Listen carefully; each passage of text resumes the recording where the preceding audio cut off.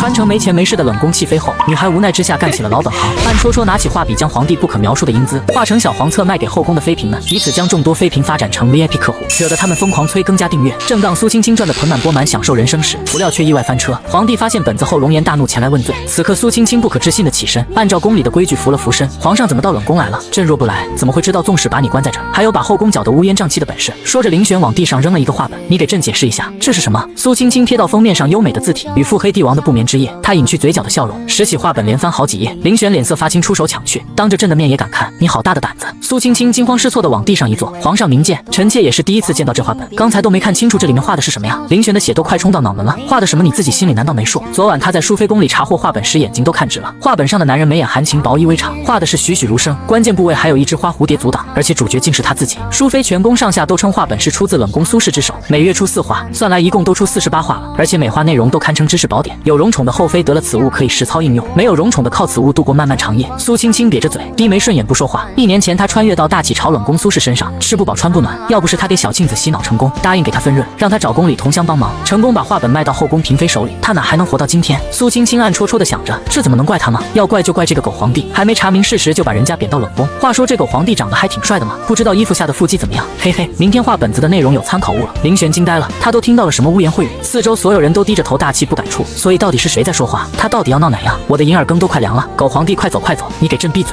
林璇怒喝道。他听出来了，这是苏青青的声音。苏青青一脸猛地抬头，皇上，臣妾没有说话，讨厌的狗皇帝在这里耽误我喝下午茶，大胆，你竟然敢骂朕！左一句右一句的狗皇帝让林璇破防，所有人都惊讶地望向林璇，怀疑他是不是被画本子刺激的过头了。这时身边的苏公公硬着头皮上前，皇上，奴才瞧着没人说话。苏青青乖巧地跪在地上，满眼无辜地点头附和，但心里却仍在痛骂狗皇帝，连苏公公都不如。林璇眉头拧成了麻绳，这回他似乎明白了，自己能听到苏青青的心声，表面上恭恭敬敬的女人，原来心里骂得这么脏。很好，苏青青。林萱萱双手背在身后问道，你果真1年没出冷宫的门？话题转得有点莫名。苏青青反应倒也极快，臣妾如有半句虚言，就让臣妾永世都见不到皇上一面。紧跟在后面的心里话却是，呸呸呸，我才不想见你，每天板着个死人脸。林璇脸色转青，1年前分明是他把这该死的女人贬到冷宫来的，倒变成他不想见面了。林璇微眯眼睛冷声道，抬起头来。苏青青微抬下巴，透亮的瞳孔里散发着后宫嫔妃眼中从未有过的光芒。林璇只觉得心神一动，这还是1年前的苏青青吗？片刻后他扶了袖子，让你住在冷宫着实委屈你了，不如搬去养心殿偏殿，朕让你如愿，让你天天见到朕。苏青青呆了，这是要搬出冷宫的节奏吗？那可不行，他还有好多宝贝呢。林璇还没迈腿，身后便传来一阵嘤嘤嘤的哭声，之前的眼泪是掐大腿疼出来的，现在的眼泪是货真价实的。我不要离开冷宫，这里没人管我，自由得很，想干什么都行。出了冷宫我还怎么画小黄册，怎么做情趣小衣服？闻言林璇想起最近是请嫔妃穿的透明寝衣着实好看，可没想到竟也出自他手。怎么养心殿难道比不上冷宫？还是说你心切了？林璇有点烦闷。苏青青一则真不愿意出冷宫，二则一味的心疼东西都不骂他了，难道在他心里自己还不值那些东西？苏青青明白皇帝的话收不回去，只好死马当做活马医。臣妾有个不情之请，还望皇上成全。说皇上能否安排1辆马车来装我的东西？苏青青小心翼翼地看向男人，仿佛下一秒就会因为男人的拒绝而落泪。我一个名牌大学毕业的大设计师，落魄到在封建的架空古代求人，真是造孽了。林璇耳朵里突然传来一阵杂音，过了一会才想起4个字，真是造孽。他好奇地看着苏青青，这个女人刚才说什么了？正当他疑惑时，声音再次传来，求求你了狗皇帝，你就答应我吧。林璇一口气哽在胸口，连求人都不忘骂他。更怄人的是，如果告诉别人自己能听到他的心声，只怕天下没一人会信。好，朕倒要看看你带的都是些什么见不得人的鬼东西。苏北园，让内务府拉辆车来。临走时，林璇特意侧耳倾听，发现苏青青心里对他没有半点感谢的话，果然是个毫无感恩之心的女人。而苏青青刚住进养心殿后宫就炸开了，皇后江芷柔坐在软榻上，皇上，自大起历朝以来，从未听过把冷宫嫔妃接到养心殿的。林璇接过他递来的葡萄，眉头微皱，好酸，酸吗？江芷柔连忙把手伸过去，接住他吐出来的核，同时唤着苏北园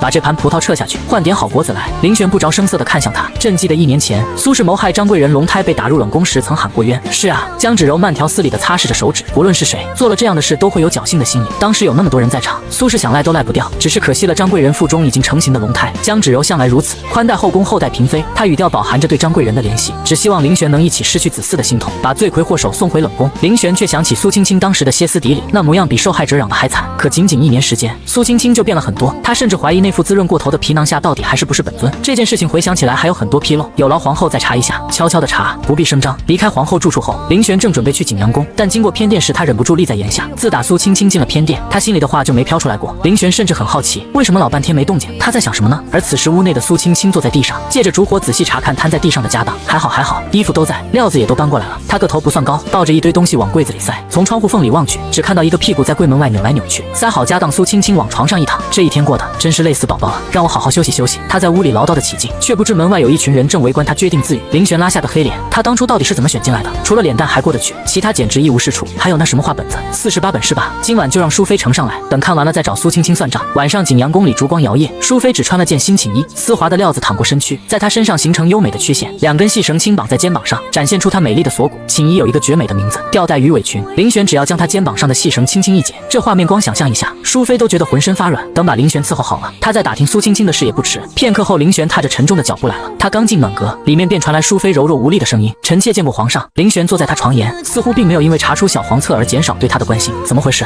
这些奴才是怎么当差的？不关他们的事，是臣妾自己身子弱，皇上能来看望臣妾，臣妾便觉得好多了。淑妃双目含泪，娇声娇气地说完，便撑起身伏在林璇的肩膀上。林璇将淑妃肩上的细绳轻轻一扯，同时温柔地询问：“婴儿，画本上的人像朕吗？”淑妃一脸惶恐：“皇上，臣妾不曾认真看过。那今夜朕和你一起看怎么样？”淑妃羞得往他怀里钻。这一晚，淑妃被林璇开发了好些姿势，竟没反应过来都是本子上画过的。要了3次水后，林璇神采奕奕：“朕不行。”笑话。1月下朝，林璇回到养心殿后，苏青青特意前来奉茶。既然在林璇手下讨生活，还是得先顺着他的毛才行。林璇指着白玉碟内一块犹如琥珀色的物品问道：“这是什么？”苏青青柔声细语地回道：“禀皇上，这是奴婢独创的窖藏蜜汁玛瑙干，献给您当点心用，还望皇上别嫌弃。”如果不是耳闻过他的心声，林璇差点就被他一副温柔体贴的假象给骗了。他手指在所谓的窖藏蜜汁玛瑙干上盘旋，但眼睛却没放过苏青青的表情，不知好歹，还怕老娘毒死你不成？老娘亲手做的红薯干，存货不多，能给你吃1块就不错了。林璇心里暗暗发笑，这才是真正的苏青青。他掂起那块玛瑙干开口：“朕便尝尝你亲手做的红薯干。”苏青青眼睛瞪得像铜铃，这个皇帝怎么知道是红薯？林璇满面狡黠，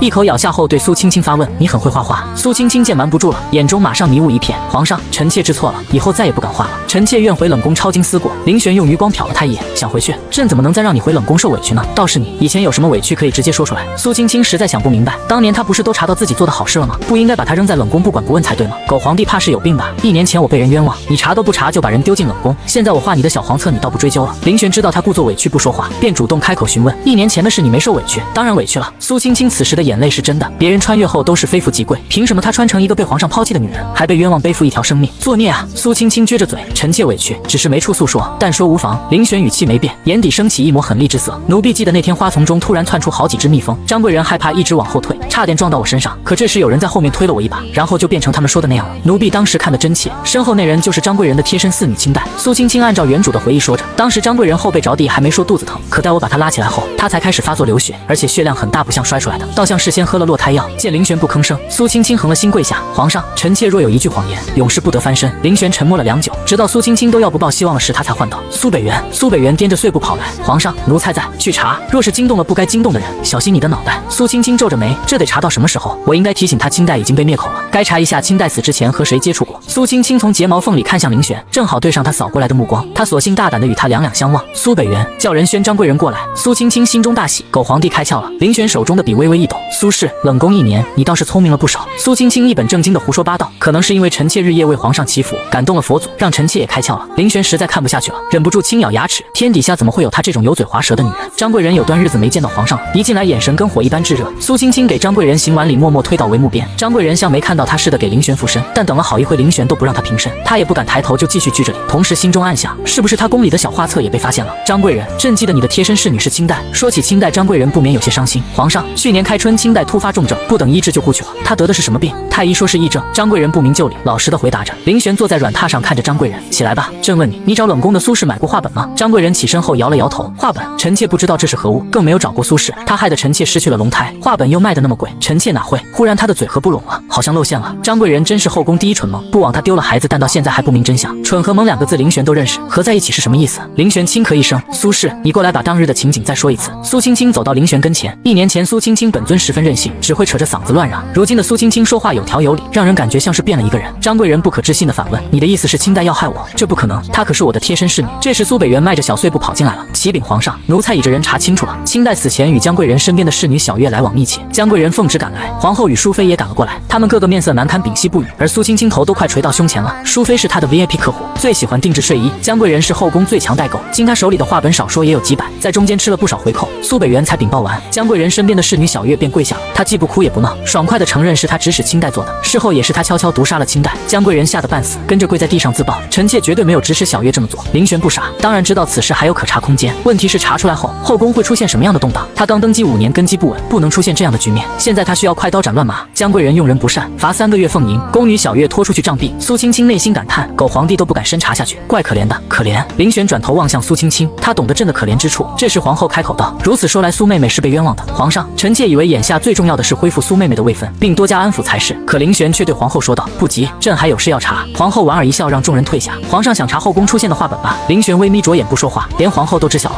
难道画本子的苏青青不该罚？什么暴君爱上我，我与暴君龙以奋战，龙塔求奴记，任凭哪一侧都能定他的罪。